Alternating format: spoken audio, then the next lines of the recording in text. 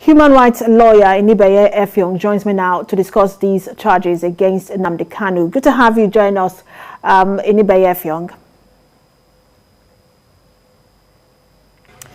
All right, so talk to us about what you make of the rearrest of NNAMDI KANU, the manner in which he was rearrested. It was so quiet, no one knew about it until an announcement was made. And then he was taken directly to the court. So talk to us about what you make of that process. Well, for me at this point, I think it is still in a bit early in the day to draw conclusion on the legality of his arrest, because at this moment, the federal government has not really clearly, I stand to be corrected, given us clarity on the circumstances of his arrest, whether he was extradited to Nigeria. All that they have told us is that he was arrested based on the collaborative efforts of intelligence and security agencies. Of course, there are reports in the media that he may have been arrested in Kenya, he may have been arrested in some other place. The United Kingdom have come out to say he was not arrested within their country.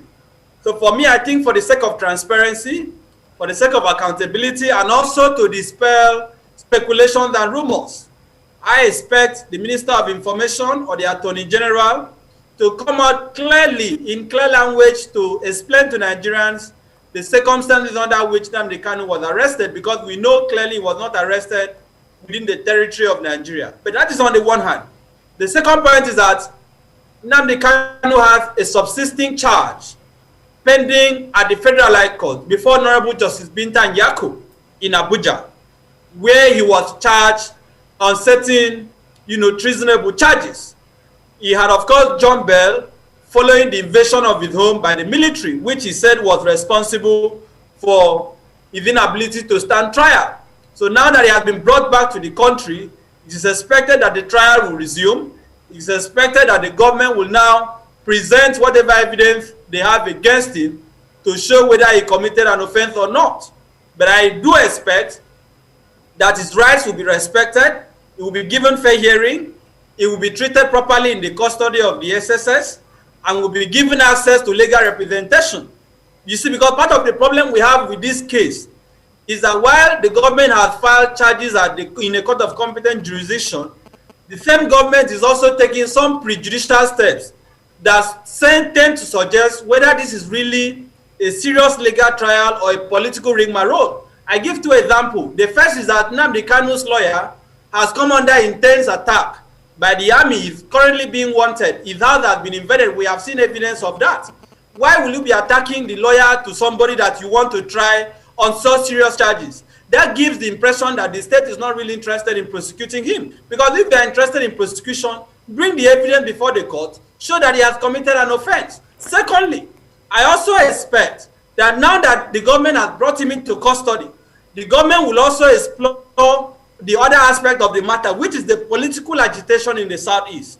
Because I do not believe for a second that the mere rearrest of NNAMDI KANU and subjecting him to trial is going to totally stop the agitation for independence, for a separate country, or self-determination in the Southeast. Before we get to that agitation, I mean, that agitation is not just now in the Southeast alone, it's almost in every part of the country. But before we get there, let's look at the fact that the Minister of Culture, Culture and Information, Lai Mohammed, has said that he has assured that the government will come down hard on all collaborators involved with the IPOP group and its leader, NNAMDI KANU. He also said, and that's irrespective of their standing in the society.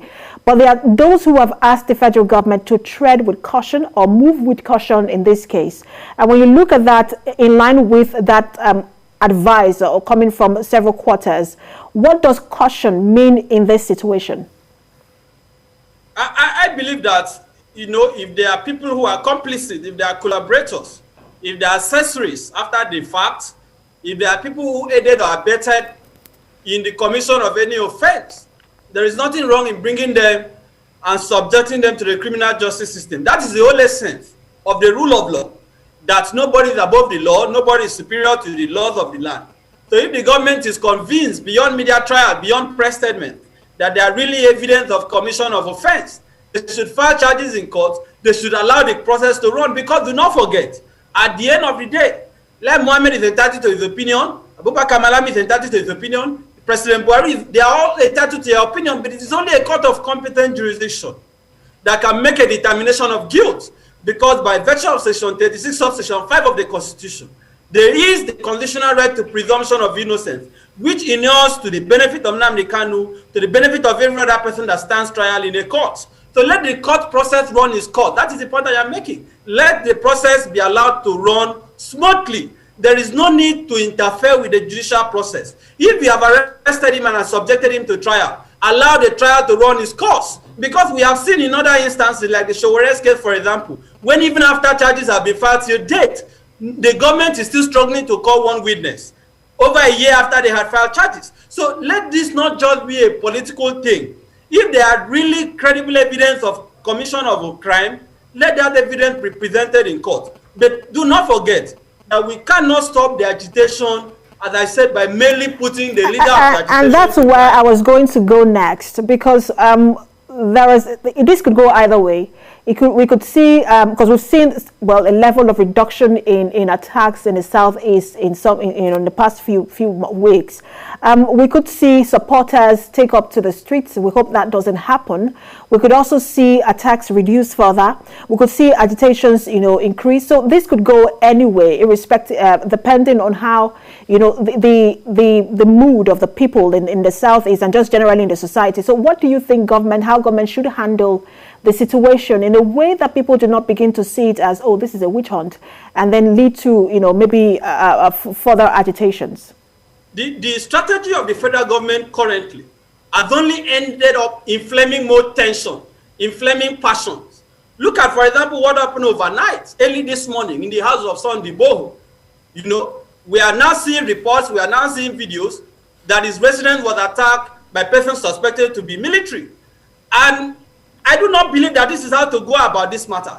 I do not believe that you can quell these agitations by deployment of military might. The solution to a political agitation has to be political. Engage with the people who are protesting. Not all of us subscribe to what these people are fighting for. I personally do not believe, in Biafra or splitting Nigeria. But those who believe in it, those who agitate for it, those who want, that thing that they want to do, the War Republic, they want Biafra Republic, they are Nigerians. They have the right to self-determination. You cannot destroy a right that has been granted under international instruments, international convention, and Nigeria is the signatory to, by military might. Talk to them, engage them. Talk to these people. NNAMDI KANU ask, yes, he can be engaged. Have a conversation with him. Because beyond isolating the leader, there are people who believe in that ideology. You cannot deal ideology with AK-47.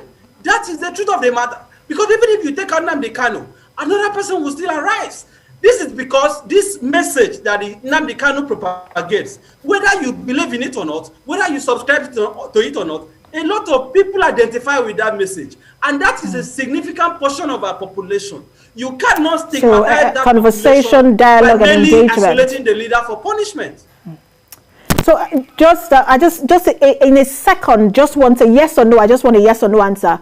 For someone who has jumped bail like NNAMDI KANU, is he entitled to bail now? Yes or no? I think if it can go either ways. I'd rather say like that. It can go either ways. All right. Human rights lawyer Nibeye F. Young, thanks for talking to us. Thank you for having me.